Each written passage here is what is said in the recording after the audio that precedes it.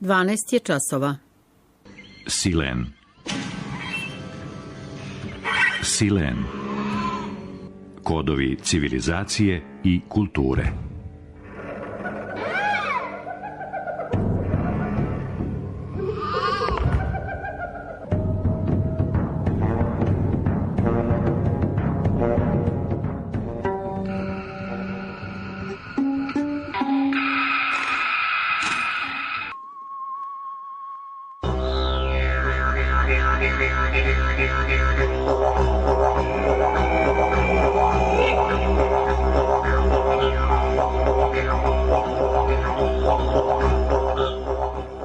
Današnju emisiju posvećujemo B. Vongaru i pojavi jedinstvenog izdavačkog projekta.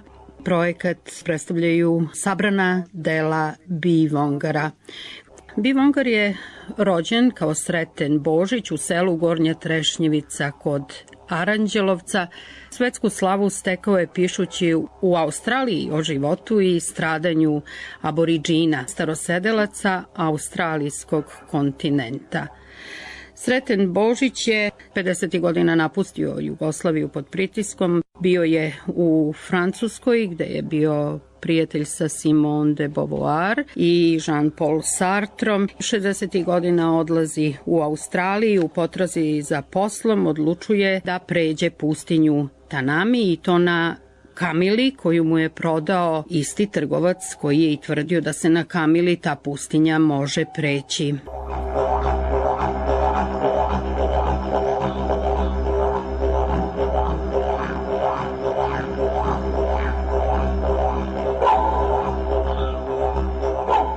U dokumentarnom filmu Johna Mandelberga Dvostruki život, život i vreme B.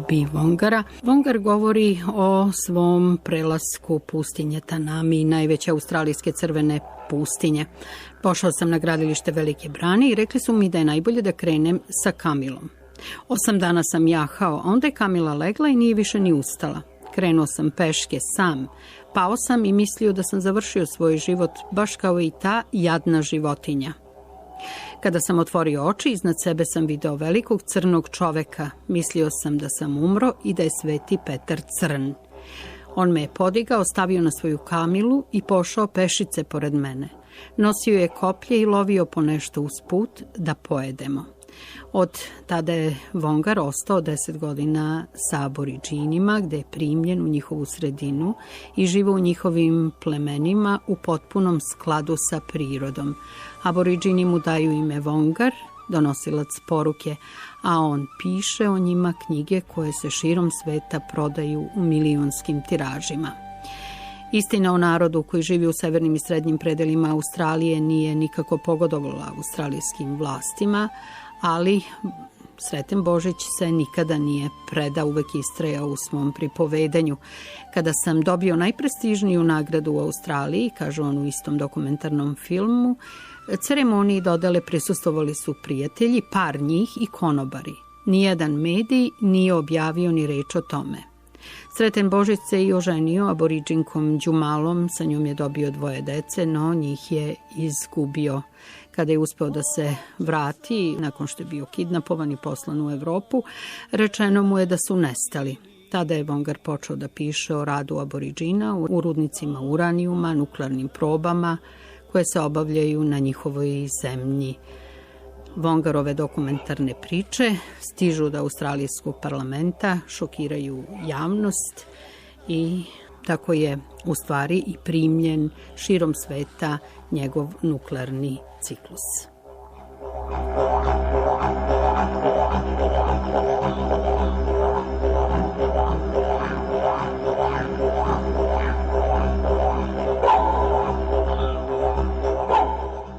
Kada je Vongarovo prvo romaneskno delo, a njegova dela nisu bila objavljivana u Australiji, on je u Australiji bio izložen raznovrsnim progonima, između ostalog otet mu je i rukopis romana Raki. A kada je njegovo prvo romanesno delo Put u Bralgu bio objavljeno u Americi, australijski pisac Thomas Kennelly je u New York Timesu napisao da je Vongarovo uzbudljivo pisanje u punoj meri odalo počast tradiciji aboriđina.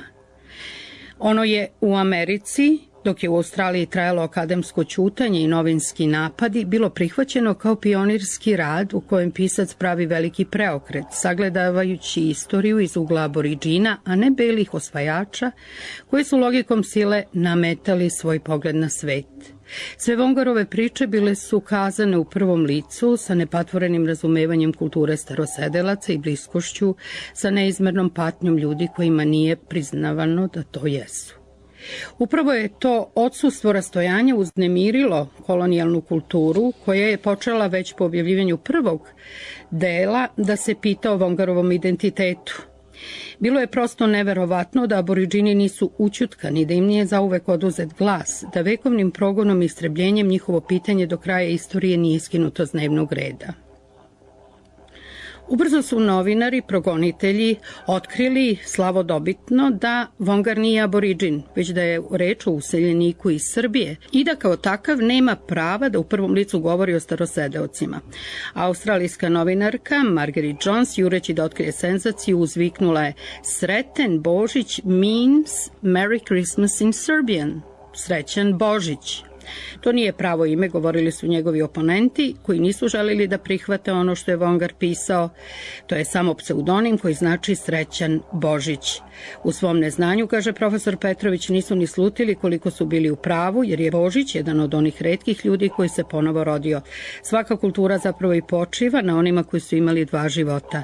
Božić umire u australijskoj pustinji, da ga australijski aboriđin spasava, daje mu drugi život i drugi identitet Vongara, duha snova, da bi potom, upoznavši se sa kulturom i životom njegovih saplemenika, Vongar postao glas, vapijući u pustinji.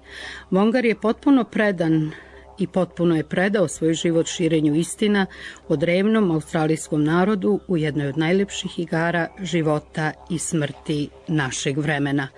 I dalje, profesor Petrović kaže, Vongar je svojim delima digao svojevrsni kulturni ustanak u Australiji i prirodno je da ga vlast nije volela jer je bila dovoljno korumpirana da ne shvati kakvu ogromnu uslugu on čini civilizacijskoj savesti.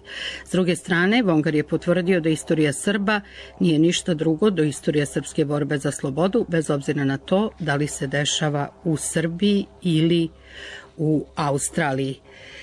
Imamo li to u vidu, nije nam teško da shvatimo šta je Vongar zapravo učinio. On je izvesno prvi koji je u australijskim domorodcima i njihovoj sudbini prepoznao Srbe i njihovu povest i nije se ustezao da to kaže pre svega u romanu Raki, Konopac. Njemu, za razliku od belih Australijanaca, nije bilo teško da shvati šta se događa domorodcima, jer je sve to bilo nešto što je već video u Srbiji iz koje je pobegao da bi se sa istim i većim užasom susreo na drugom kraju sveta. Sledi razgovor sa profesorom Aleksandrom Petrovićem.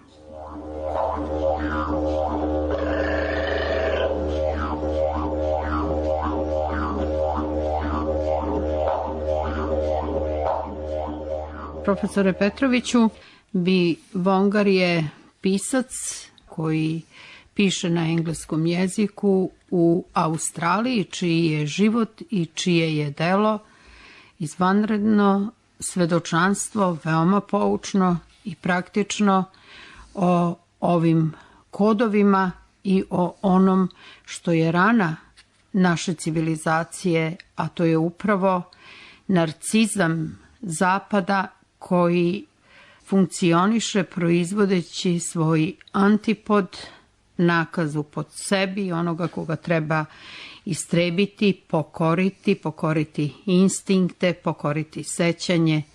To je u stvari priča koja nije doprla do svesti i savesti zapadnog čoveka i koja se uvek iznova ponavlja. Upravo zato se i ponavlja. Upravo zato u njoj postoji taj strašan pogon onih neosvećenih sadržaja koji vrše pritisak na to svesno delovanje, prividno, racionalno, ali praktično sasvim podložno upravo onom neosvešćenom delu koji mi ne želimo da vidimo i da znamo o sebi.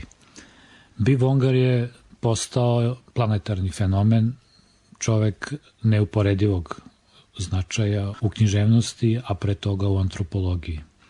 Čovek koji se suočio sa surovom istinom i nije okrenuo glavu od toga, nego je uzeo pero u ruke i počeo, znači još davnih 60. godina prošlog veka, da piše kao useljenik u Australiji na jeziku koga uopšte nije znao. Možete zamisliti veličinu tog podviga. On se odvažio jer je imao u sebi toliko snažan poriv da kaže istinu da ništa nije bilo dovoljno velika prepreka pred njim. On je na taj način i spasao australijsku savest, globalnu savest, jer je rekao ono što je trebalo da se kaže, a istovremeno je i što je možda za nas jednako važno, spasao i srpsku književnost. Nas ne treba da zavarava to što on piše na engleskom jeziku, on to radi, ali on misli na srpskom, on je u duhovnom smislu pravi, autentični srpski pisac koji u skladu sa ovom globalizovanom kulturom piše na stranom jeziku.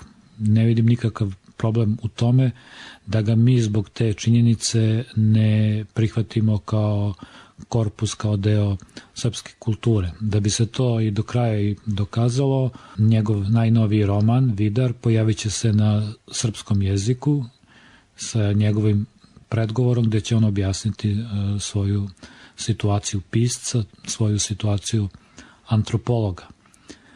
Treba imati na umu da je Biv Vongar prvi antropolog uopšte u svetu koji ne samo da je živeo sa predmetom svog proučavanja, živeo i Claude Lévi-Strauss, ili tako, napisao na izvanredne tužne trope, za razliku od mahom britanskih antropologa koji to posmatraju sa jedne akademske distance i čude se kako ti ljudi mogu da budu toliko divlji.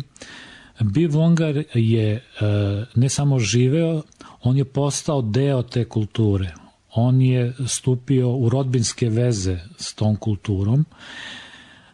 On u toj kulturi ima porodicu, odnosno imao je porodicu, jer bez tih krvnih veza mitski svet ne može da funkcioniše. Tako da je on iznutra, znači jedan antropolog, jedan jedini koji je iznutra ušao u taj mitski svet, u ono što je od njega ostalo, posle brisanja tokom 18. i 19. veka, ušao, razumeo ga i onda kao na dlanu pokazao to savremenoj kulturi. I tomu nije bilo dovoljno, nego taj Biv Vongar kao živa savest pravi izložbe, izlaže i pokušava da tu istinu o ne samo o aboriđinima, nego o nama, o kulturi, o našem parčetu istorije predoči javnosti, otvara izložbu u australijskom parlamentu koja je samo posle nekoliko sati u jednoj efikasnoj demokratskoj državi bila zabranjena, jer je donosila slike koje upravo ta jedna narcisoidna javnost, politička javnost pre svega, nije želela da vidi. Zato je Biv Vongar neko koji je u pravom smislu najbliži Gandiju. Znači, niko posle Gandija se nije usudio da kao Biv Vongar toliko snažno ošamari imperijalnu mašineriju koja je mlela sve pred sobom. Niko posle Gandija se nije usudio da toliko neuvijeno govori i da dela. Pored toga što je pisao, on je i delao. Znači, njegovo delovanje, odlazak u zabranjenu zemlju, jer zemlja aboriđina je bila zabranjena, sve to zajedno on je sabrao, to je otprilike oko 60 godina zatvora koje je on rizikovao, kao i Gandhi. U vreme nuklearnih zakona. Jeste, i nuklearnih proba koje su tamo intenzivno vršene. On ima dovoljno građanske hrabrosti i građanske neposlušnosti da ode na dno pakla, jer to je pakao u kome iščezavaju ljudi pod izgovorom unapređenja nauke i tehnologije, bacaju se atomske bombe na staništa tog naroda. Koji pritom biva izložen pravom genocidu. Znači, genocid je tu već potrošena reč. Genocid šta? Znači, reč je o paklu. Znači, da li je pakao genocid? Pakao jeste, ali on je nešto mnogo više od toga. Znači, on silazi na dno tog pakla. Šta se sve događalo aboriđinima na tom prostoru na kome su vršene atomske probe? Šta može da se dogodi nekome koji je predviđen za konačno rešenje? pojam konačnog rešenja je smišljen upravo u Australiji. Neka vrsta etničke eutanazije, jer su političari u parlamentu govorili da je bolje da se izvrši eutanazija nad tim hibridom čoveka i životinje pod ljudima, kako su ih oni smatrali, Aboriđine. Jeste, nego da i oni dalje nastave da traju takvi nekakva evolutivna greška, da traju i da sami pate u ovom svetu koji je otišao po njihovim rečima daleko napred. Koliko je otišao taj svet napred vidimo i po posledicama koje su atomske eksplozije ostavile ne samo na populaciju Aboriđina, nego na celokupan australijski kontinent. Zato se danas priča o ozonskoj rupi toliko glasno da bi se prikrila činjenica da ona navodno najviše deluje iznad Australije, da bi se prikrila jednostavna činjenica da je tolika količina kontaminacije otišla u zemlju, atmosferu i vodu, da to apsolutno mora da ostavi posledice na ljudsko zdravlje i na genetiku populacije.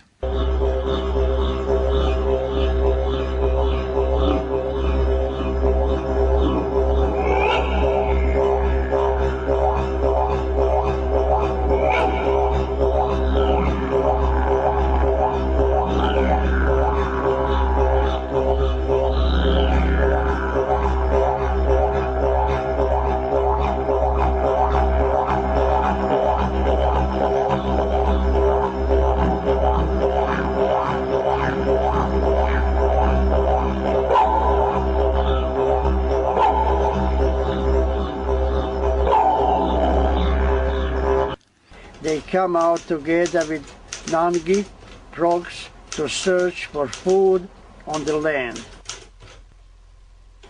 While they were out, a dust storm caught them in the flat open country. Nangi hopped back to the sea, but the trees lost their way, and as night fell, made they camp on the floor of a large fly pan. U knjizi Dingovo leglo u izdanju Jasena, to je jedna od knjiga koja će činiti sabrana Vongarova dela na srpskom jeziku. Jasen izdaje sabrana dela, znači krenuo je u taj veliki poduhvat. Vi ste najzaslužniji za to što se ove knjige pojavljuju na srpskom jeziku, što zaista postaju deo, i to jedan veoma značajan deo korpusa srpske književnosti. Ja hoću da kažem time da je Vongar, odnosno Sreten Božić, srpski pisac i autentičan srpski pisac, i to što piše na drugom jeziku to nikakve veze nema, lako će se prevesti i prepoznati to autentično srpsko. I to po meni možda najznačajniji posle onih velikana koje smo imali, Crnjanski, Andrić, Selimović, posle njih po veličini i dubini svog zahvata, znači po svom spisateljskom domašaju,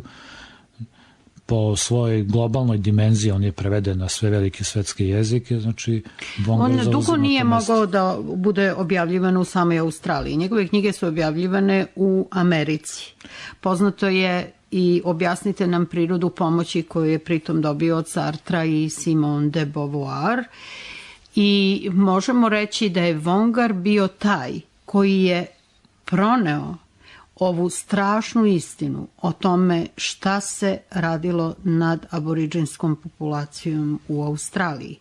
Jedan deo iz Dingovog legla, iz autobiografije, ukazuje na to da je godine 1869. glavni geodeta za Južnu Australiju, Goider, sa još 154 ljudi se iskrcao na severne obale Australije, kako bi je premerio kao neistraženu divlju oblast i ucrtao naseobine za belce. Prvi logor podignut je na mestu koje je nazvano po Charlesu Darwinu, dakle Darwin, i krećući se u unutrašnjost ka jugu počeo je da komada buš u delove od po 186 kvadratnih milja. Svaki od tih komada zemlje, kaže Vongar, dodeljen je u vlasništvo na neograničeno vreme zemljoposednicima u Engleskoj radi budućeg razvoja. Smatralo se da bi se, nakon što se zemlja raščisti iz Azije, Afrike i drugih mesta, se mogla uvesti robovska radna snaga koja bi održavala imanje i proizvodila hranu. Prvi vlasnici zemljišta, aboriđini, smatrani su nižom vrstom nesposobnog ni za oranje zemlje. U jednom od svojih prvih izveštaja Gojder pominje pronalazak nepoznate zelene rude koja je izgledala kao bakar. Ruda pakla, pronalazak rude uranijuma. Vongar je prvi, znači, koji je obavestio svet o atomskim probama u Australiji i njihovim dramatičnim, strahovitim, jezivim antropološkim posledicama. Posledice na fizičko telo zajednice, to su pre svega posledice na njihovo mentalno telo, na njihov kolektivni identitet, na razaranje upravo onih veza koje su činile njihovu zajednicu aboriđina toliko uspešnom da traje u kontinuitetu kao najduža ljudska zajednica uopšte 60.000 godina. Znači da nam donosi iskustva 2 ledena doba, neverovatno dragocene iskustva za nas koji nikada, obzirom da živimo u ovom malom međuledenom otopljenju koje je počelo pre oko 10.000 godina, nismo imali prilike da shvatimo i da primimo. Znači, aboriđini su imali tu informaciju o ledenim dobima i Vongar ustaje prosto kao glas vapijućeg u pustinji i kaže: aman ljudi, oni znaju nešto o čemu mi nemamo pojma. Ispričano je jezikom koga treba razumeti. Uložimo taj napor, nemojmo istrebljivati te ljude. To je bio jako snažan glas, tako da je on prodro kao neka vrste moralne savesti u ceo civilizovani svet, u elitu. Simone de Beauvoir ga obožava, bukvalno. Jean-Paul Sartre i ona ga objavljuju u njihovom legendarnom časopisu Le Temps Moderne i on nalazi na svoje izdavače u Americi. Tu njegova misao počinje da se širi, prevodi se na ruski, španski, nemački, japanski, na sve jezike. Jednostavno se širi celim ovim svetom uz, naravno, veliki napor pisca, veliku obstrukciju i nerazumevanje u samoj Australiji.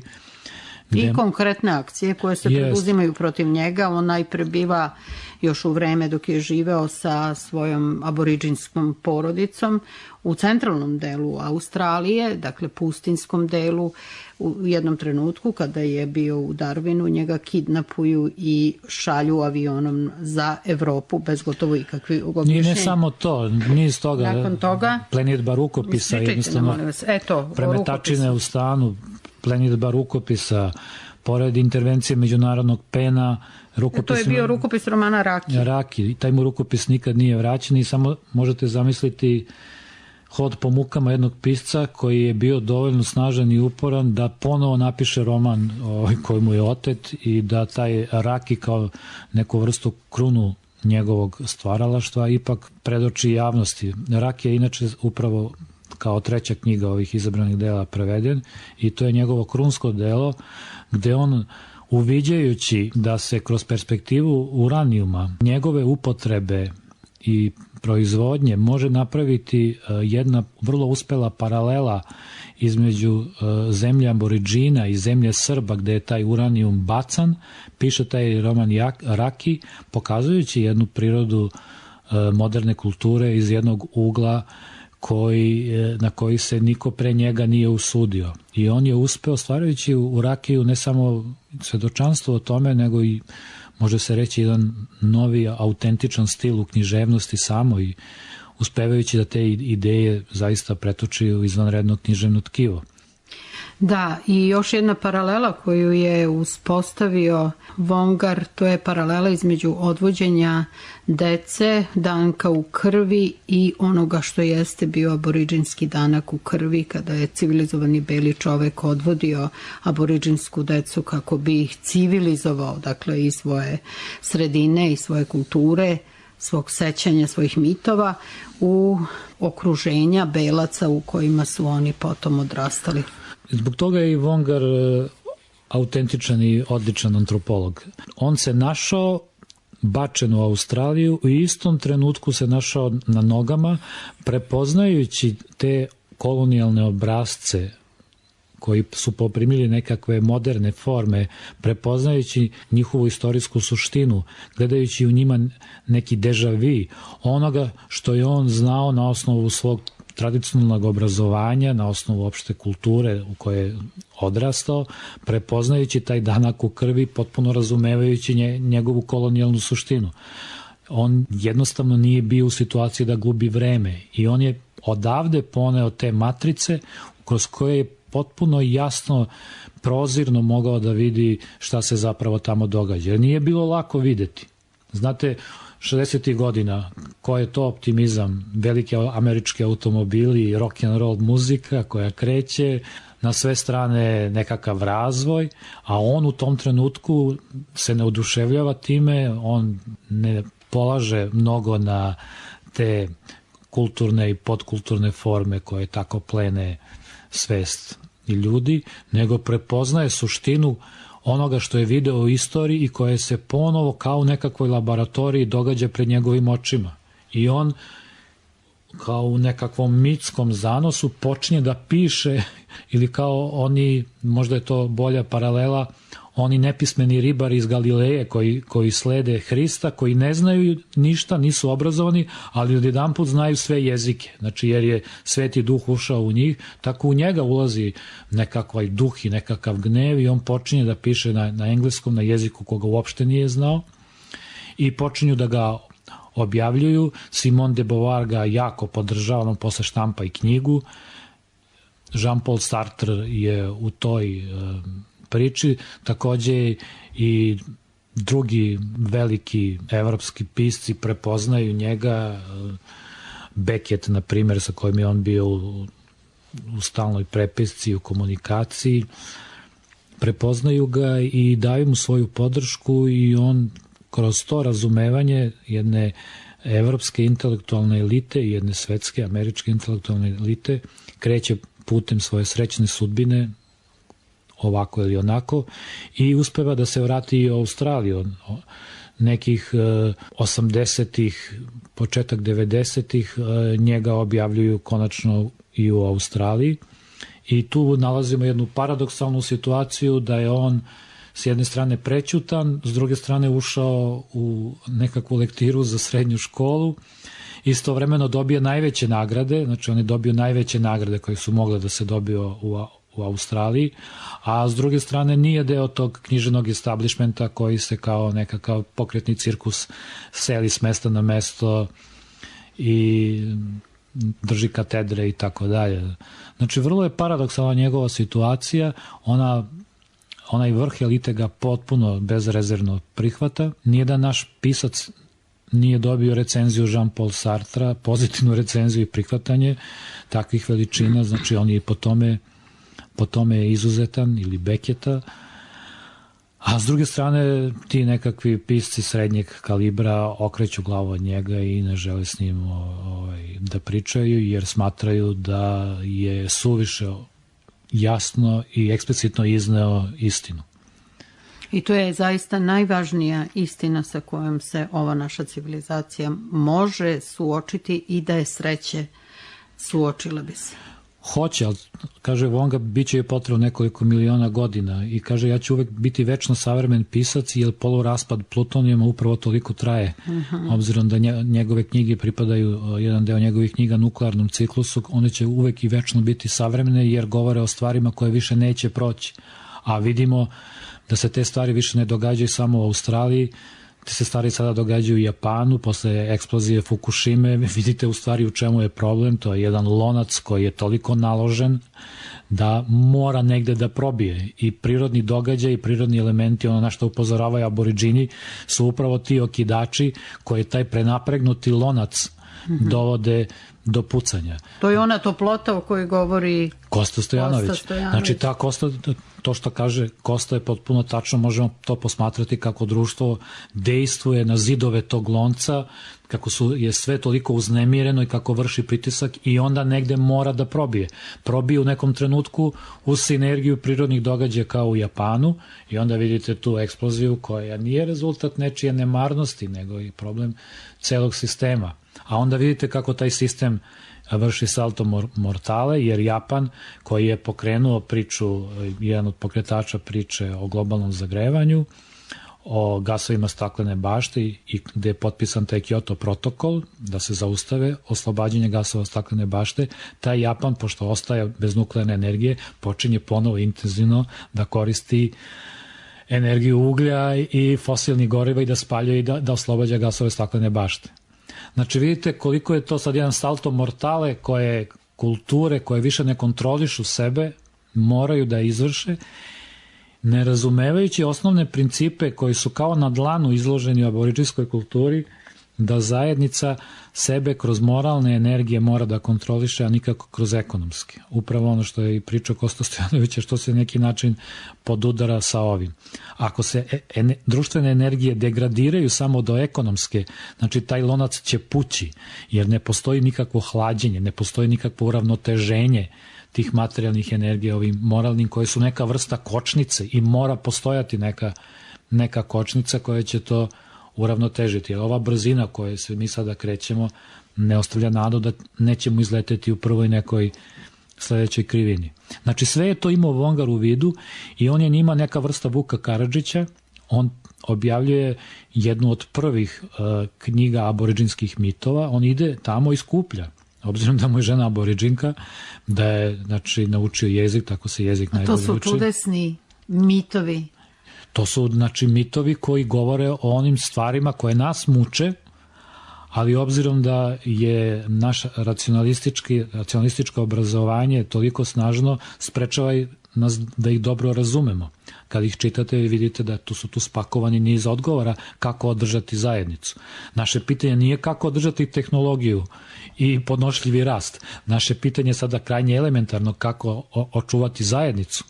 Da se ta zajednica, poput nekakvih atoma, ne raspne u stihijno kretanje hordi koje više ničim nisu obuzdane. To je naše pitanje, a nikakav tehnološki napredak, rast, što je samo u stvari neka vrsta zamene teze u odnosu na ovo osnovno pitanje. Aboriđini su neprekidno održavali zajednicu i zato nisu imali potrebu da...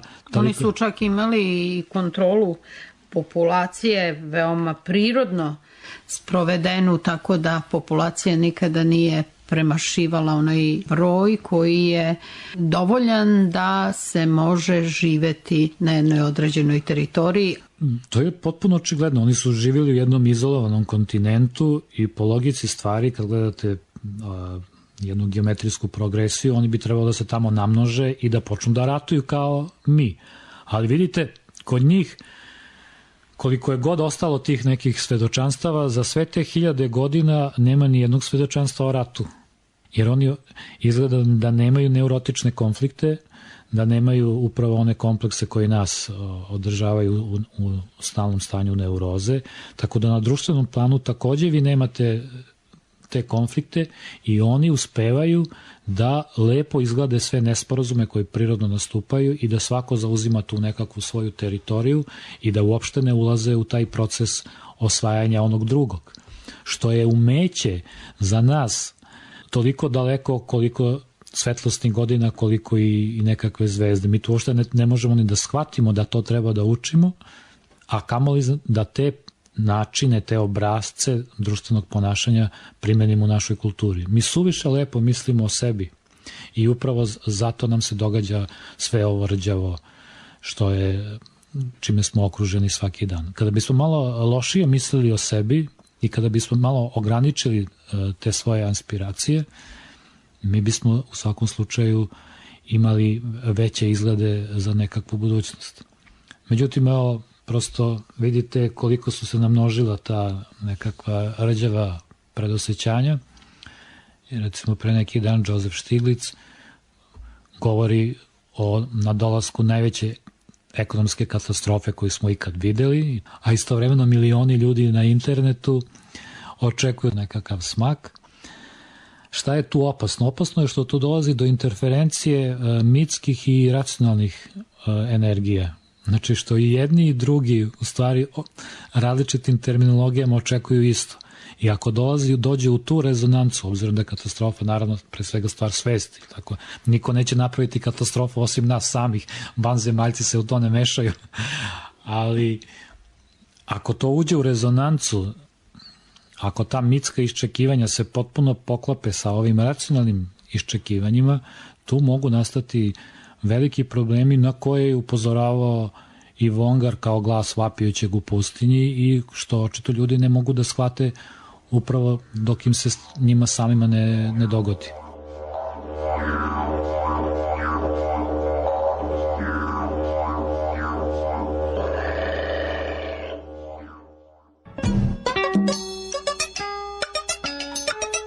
Silen.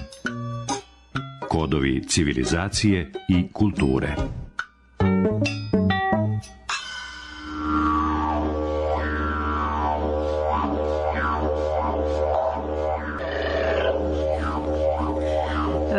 Razgovor sa B. Vongarom, Dingovo leglo, autobiografiju B. Vongar posvećuje Peteru Hankeu i sinu Stefanu, a posveta glasi: znao sam jedan grm u australijskoj pustinji koji večno cveta, tamo ga više nema. Govorimo u jednom posebnom trenutku kada se objavljuju vaša sabrana dela i kada ste vi dobili titulu počasnog doktora Univerziteta u Kragujevcu. Ono što je izuzetno važno za naše slušaoce je činjenica da se vaše knjige, koje predstavljaju izuzetno neobičan poetski uvid u procese koji su karakteristični za našu civilizaciju, sada nalaze prevedeni na našem jeziku. Kako se vi osjećate sada kada ste, rekla bih, dobili mesto koje vam pripada? Pa to je divno i osjećam se ponosan da sam dobio tu počast da me štampaju u svome zavičaju i da sam konačno ja našao svoj narod i svoj narod našao mene, tako svoje čitaoce. Tako da je to jako pohvalno i to je došlo dugim procesom i ja sam zato i neobično zahvalan profesoru Aleksandru Petroviću, profesoru Jelenu Bogojevi, onda Radmili Naslić i drugima koji su se jako založili da moja knjiga bude štampana tamo i da se to prevede. Naravno, stvar postoji i broj prevodioca koji su uložili jako veliki trud i napor da se te knjige prevedu, jer te knjige dolaze iz jednog područja što nije mnogo poznato u literaturi, pogotovo u literaturi koja se kod nas prevodi, tako da prevoditi radova su mogu ponekad biti jako tegobni i jako naporni. U mojim tekstovima ponekad se pojavljaju čak i aborižanske reči koje prevodioc ne može da nađe u običnom engleskom rečniku, tako da čitav taj proces prevoda je, kažem, jako tegoban. Niko se nije žalio, a svi su uživali. Svako ko počne i krene da se bavi vašim delom biva obasjan nekom čudesnom svetlošću. Nije to samo poetika u pitanju specifična, već istina koja se otkriva ovim vašim tekstom. To je zapravo povest o najdubljim ranama civilizacije. Vi govorite o odnosu zapadnog čoveka prema urođenicima, prema onima koje su zatekli u zemljama koje su kolonizovali, koje su naselili pod parolama velikih otkrića i civilizovanja.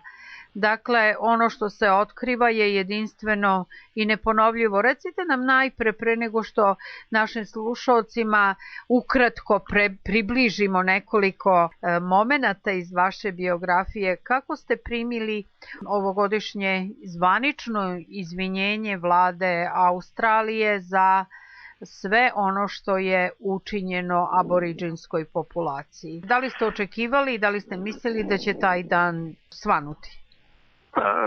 To je manje više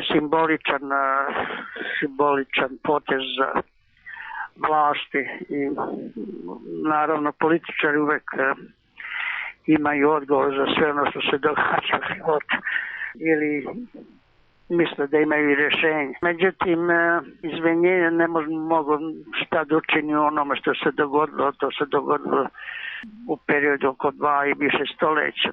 Sada recimo još uvek da se oni izvinjavaju i sve postoje u Australiji, postoje, može se reći, postoje 2 zakona.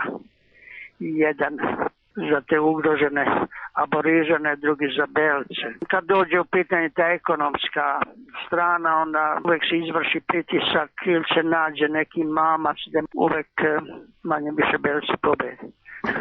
Da, nismo ni očekivali da je drugačije, znači ipak su to krokodilske suze. To je proces koji traje. To je se bogatstvo našlo na njihovoj plemskoj zemlji, dole u zemlji i onda belci hoće to silom da uzu, da li je to nafta ili je to uranijum ili oni će da uzu, to je bogatstvo i vredno kao zlato, a beli čovjek kad osjeti zlato neće da ustokne. To nije samo slučaj u Australiji, to je slučaj i u više civilizovanom svetu, to smo vidjeli u Evropi, to smo vidjeli u Africi. Ako imate naftu, ako imate neko bogatstvo, ako imate ugalj na Kosovu ili negdje imate, uvijek će neko da dođe da on to uzme. Da. To su uzeli. Srbi nisu to teli da dadu, pa su i bombardovali. Prema tome ono se vidi do koje mere svet rešen da ti otme ono što imaš. Da, pritom vas proglasi najgorim pa na planeti. Pa da, i demonizuje vas ili kaže da ste štetni ili uopšte da usporavate taj proces, ugrožavate druge i tako. Da li su i na koji način danas aboriđini svesni onoga što im je urađeno i kako vi sagledavate njihovu poziciju danas? Pa oni jedni protestuju koliko mogu, šta ima, recimo baš u jednom slučaju tamo da su bili nedavno u uranijumi i da sam upravo završio knjigu o tome. Postala jedna pokrajina da je prirodno bogatstvo izuzetno, da su oni stavili na listu UNESCO i da je to bilo zaštićeno, to je veći predjel. Aboriđani su dali belcima da se to stavi pod UNESCO i to je otišlo pod UNESCO, UNESCO je zaštitio i sve i sad to je bilo oko 10 godina pod UNESCO. Međutim, tamo je pronađeno nalazište uranijuma. I sad oni da bi vadili taj uranijum mogu da vade jedino ako UNESCO da odobrenje. I sad australski ambasador pri UNESCO on podnese molbu i ubedi one svoje kolege ambasadore u UNESCO da oni izglasaju na njihovom sastanku da se taj lokalitet gdje je nađen taj uranijum izdvoji iz toga, iz UNESCO zaštite. Sad vi imate ogroman nacionalni park i u sred toga parka pojavio se jedan lokalitet gdje se odobrava da se vadi uranijum. Sad ako UNESCO zaštiti taj rezervat, tu su i prirode i tu su i aborižanski, oni crteži, pećine i tako dalje, gdje su ostaci toga prastarog života, što je jako značajno za čitavu civilizaciju sveta.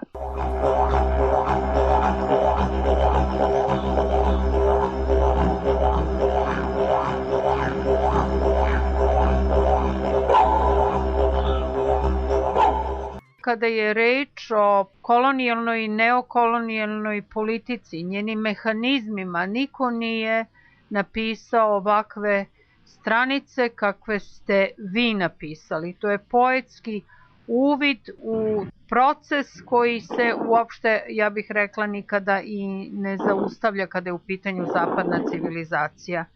Vi ste krenuli iz svoje kuće 50-ih godina kao neko ko je bio proganjan od strane režima u Jugoslaviji, od Josipa Broza Tita.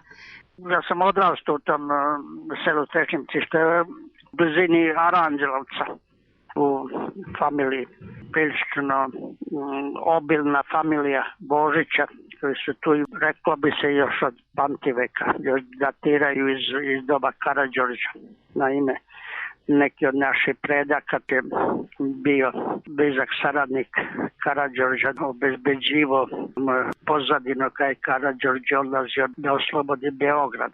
I tu postoji čak jedno pismo, možda prvo pismo u modernoj srpskoj istoriji, gde Karađorđe piše tome našem predku Stevanu u Tešnjemici da mu obezbedi pozadinu od Salijage, sa rudnika, da Salijaga ne napadne Karađorđa sa leđa, da Karađorđe oslobađa Beograd. To je pismo, pominje se u istoriji toga perioda. Ja sam odrastao u brojnoj porodici. U mojem detinjstvu manje više vezana bila za imanje, tako da o tim okolnostima nije bilo ni knjige za čitanje. Jedino što je bilo, to je bilo da se ponekad prepevava narodna poezija i da, tako da posredstvom te narodne poezije da sam dopunio svoje obrazovanje koje za vreme rata nije bilo regularno, jer u selu dobrim delom i nije bilo učitelja, bile su razne grupe oružane, tako da ponekad neko naiđe i otera učitelja ili poremeti to normalno školovanje. Dingovo leglo, u stvari i vaša poetika mnogo duguje narodnim pesmama i usmenom predanju. Verujem da ste vi i kada ste otišli u Australiju, upoznali aboridžine, odmah iz celog tog svog nasleđa, tradicije, dakle srpskog nasleđa, srpske tradicije, svog života u Trešnjevici uspostavili paralele i napravili taj most između dva naroda, između srpskog i aboriđinskog. Da li mislite da je ovo što se sada događa u Srbiji jedan veliki pritisak i pokušaj da se narodnoj poeziji, epskim narodnim pesmama onemogući čak da budu i deo školskog sistema? Da li je to deo procesa kulturne prekompozicije i pokušaja da se ono što je najbitnije i što čini suštinu jednog naroda porekne? Na nesreću Srbija prolazi kroz taj bolni period vremena kada su, kako bi se reklo, izgubili kompas. Ne mogu da nađu ni sami sebe ili da prepoznaju sami sebe. A naime one vrednosti koje su nacionalne vrednosti ili vrednosti identiteta koji su držali te Srbe kroz period turske okupacije toliko vekova. Popustili sada kada najveći svetski trubači govore o demokratiji i sad kakva je to demokratija ako neko mora da gubi svoj identitet ili da sledi nešto.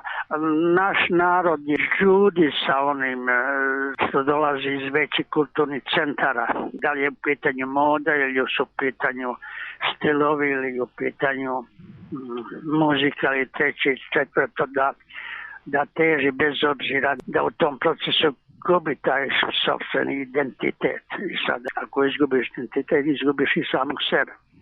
Ono što su Srbi imali, to je bila retkost, jer su to takve istorijske prilike dovele nas u taj položaj. Ja sam imao sreću da sam odrastao u takvoj jednoj familiji, otac mi je bio seljak, ali je imao neku viziju sveta i verovo više u sopstvene snove nego u svakodnevnu realnost. Tako da je recimo obično nešto što se događa on usni ili mu se prikaže neka vizija i on to posle veruje u to. Između ostalog čak recimo jednom mu se pokazala i vizija kralja Aleksandra da će da ga ubiju. I postalo je pismo da on pisao Krunskom savetu da kralj ne odlazi na put za Francusku jer je moj otac u snu vidio viziju da je kralj ubio. Međutim, Krunski savjet nije ni predao važan spis, še neki seljak iz Šumadije što je snio o njegovim snovima, tako da se to ništa nije ni preduzelo. Kasnije je otac pokrenuo sudski proces protiv Krunskog savjeta, zašto nije zaštitio kralja, naime zašto nije prosledio njegovo upozorenje. Tako da je bio angažovao čuvenog advokata iz Zaranovca Čedu Plečevića da pokrene taj sudski proces. Međutim, jedan seljak ne može da se sudski bori protiv Krunskog savjeta, to je bilo nemoguće, tako da od toga nije se moglo šta rešilo. Tako da sam odrastao tako jednoj familiji gde je moj otac imao neku viziju pravde ili nečega, ili nekoga reda koji seoskog ili civilnog reda koji bi trebao da postoji među narodima, bez obzira da li je u pitanju zakon ili javno ophođenje, ali da postoji neka vera ili čast ili nešto što čoveka održava u životu.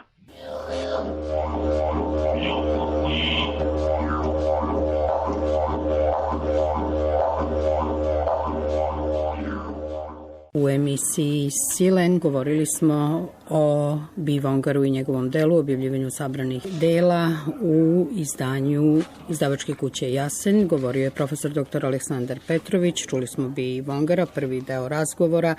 Vesna Jošić bila je zadužena za ton, Verica Gajević bila organizator, ja sam Biljana Đorović. Želim vam prijetan dan.